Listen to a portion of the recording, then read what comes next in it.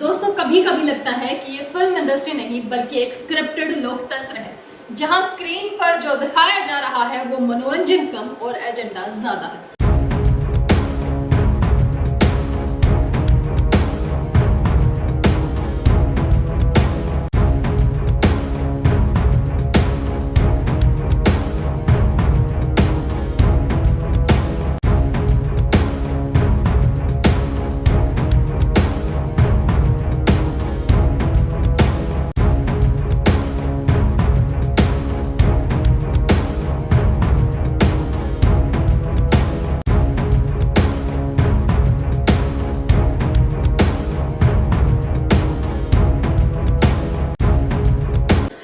दोस्तों मैं संजना हाजिर हूँ जनता की आवाज बनकर। जी हाँ दोस्तों, भारत में अब फिल्में सिनेमा नहीं बल्कि चुनावी कैंपेन का हिस्सा बन गई है। एक ऐसी मशीनरी जो थिएटर में टिकटों के बदले विचारधाराएं बेचती है। अब फिल्मों की स्क्रिप्ट ऐसे नहीं लिखी जाती कि कहानी दमदार हो। अब पूछा जाता है इससे कौन सी विचारधारा मजबूत होगी, ये किसकी छवि चमकाएगी। और अगर फिल्में सत्ताधारी पार्टी के रंग में रंगी हो तो फिर क्या ही बात है। Tax free, high promotion, TV debates में फुल कवरेज। 10 तारीख को, जी हाँ, गदर मचाने वाली है इस बार जाट। गोधरा कांड पर विक्रांत मैसी अभिनीत फिल्म द साबरमती रिपोर्ट अब चर्चा में है। खुद प्रधानमंत्री नरेंद्र मोदी इसकी तारीफ कर चुके हैं। द कश्मीर फाइल्स ने इस देश को 2 हिस्सों में बांटा है, लेकिन क्या ये फिल्म एक टर्निंग पॉइंट कश्मीरी पंडितों के लिए, उनके इंसाफ के लिए इस मुल्क में साबित होगी? फिल्म द केरल स्टोरी का विवाद और गहराता जा रहा है और उसकी आंच अब सियासी रोटियों तक पहुंच गई है। हालांकि सुप्रीम कोर्ट ने फिल्म को लेकर शुरू हुए झगड़े को कुछ हद तक रोकने की कोशिश की। उदाहरण आपके सामने है, the Kashmir files tax free, the Kerala story tax free, Ram Setu tax free.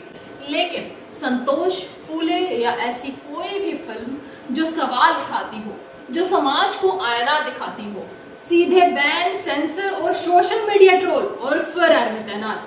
क्योंकि संतोष एक ऐसी महिला कांस्टेबल की जातीय यात्रा पर आधारित फिल्म है और फूले भारत के पहले सामाजिक न्याय सेनानी की कहानी कहती है। लेकिन ये फिल्में रिलीज तक नहीं हो पाती। क्यों? आखिर क्यों? क्योंकि वो कहानी क्या करती है जो सत्ता के स्क्रिप्ट में फिट नहीं बैठती। फिल्में जो सत्ता की आलोचना करें, जो दलित मुद्दों को उठाएं, जो पितृ सत्ता, जातिवाद या सरकारी नाकामियों पर सवाल करें, उन्हें कहा जाता है देशद्रोही, वक्रत मानसिकता और भारत की छवि खराब करने वाली। तेरे जैसी औरतों के लिए सरकार की एक स्कीम है जिसे आश्रित कोटा कहते हैं। नाम क्या बताएं? संतोष। तेरे साथ वाले तुझे पुलिस वाला मानते ही नहीं। माता पिता राम पीपल, रानी पीपल लालीपुर गांव में मजदूरी करते हैं। शव कल गांव के कुएं में मिला था। सो जाएगी, भूल जाएगी, मैं नहीं बोल सकती। एक ऐसा समाज हो जहां कोई प्रधान नहीं। The man with a mission, Jyotiba Phule. तो लड़कियों को पढ़ा के तुम क्रांति लाओगे? अरे क्रांति लाने का इतना ही शौक है तो देश के स्वतंत्रता संग्राम में जुड़ो। को पढ़ाना बंद करो, फिर हरकत करी तो जान से मार देंगे। चलो एक बात तो समझ आ गई, ये युद्ध नहीं महायुद्ध। मत छू, आपको पाप लगेगा। इनके आत्मसम्मान को जगाना चाहिए। आज तक किसी शूद्र ने ऐसा तो साहस नहीं किया। और ज्योतिबा को समझा, हमारी प्रथाओं में बाधा न डाले। क्या कर लोगे? विधवा होना भाग्य में है, गंजा होना नहीं। विधवाएं चाहे तो पुनर्विवाह भी कर सकती हैं। अब सवाल उठता है कि क्या सेंसर बोर्ड अब संस्कार बोर्ड बन गया है? आज सेंसर बोर्ड का काम फिल्मों की गुणवत्ता जांचना नहीं बल्कि ये देखना हो गया है कि क्या फिल्में संस्कारों के नैरेटिव में फिट बैठती हैं। अगर फिल्म में राम हो तो पास, अगर फिल्म में जातीय अन्याय हो तो रोक दो, अगर फिल्म में विकास दिखाना हो तो प्रमोट करो, अगर फिल्मों में भ्रष्टाचार दिखाना हो तो बैन करो। ये लोकतंत्र है या सिनेमैटिक तानाशाही?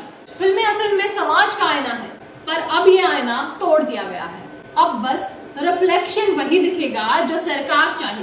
पहले के समय में फिल्मों ने सामाजिक बुराइयों को उजागर किया था, लेकिन जाति व्यवस्था, गरीब महिलाओं की स्थिति, और आज अगर आपने जाति पर फिल्म बनाई तो एजेंडा है, अगर महिलाओं के दामन पर बनाए तो विक्टिम कार्ड है, और अगर आपने भगवा रंग नहीं दिखाया तो आप देशद्रोही हो। और इतना ही नहीं, अब सेंसर सिर्फ सेंसर बोर्ड तक सीमित नहीं है, अब सेंसरशिप होती है।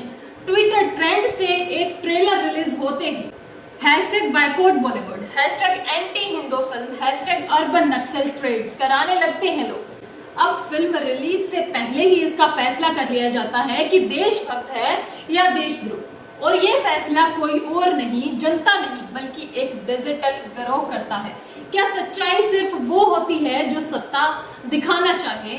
क्या हर कहानी को राजनीतिक हथियार बना देना फिल्म का अपमान नहीं?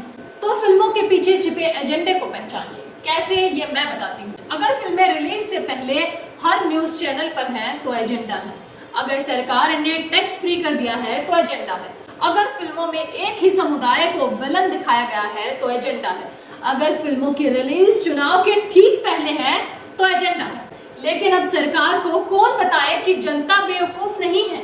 आज का दर्शक जनता है कि उसे कौन सी फिल्म सोचने पर मजबूर करती है और कौन सी सिर्फ तालियां बजाने के लिए बनाई गई है।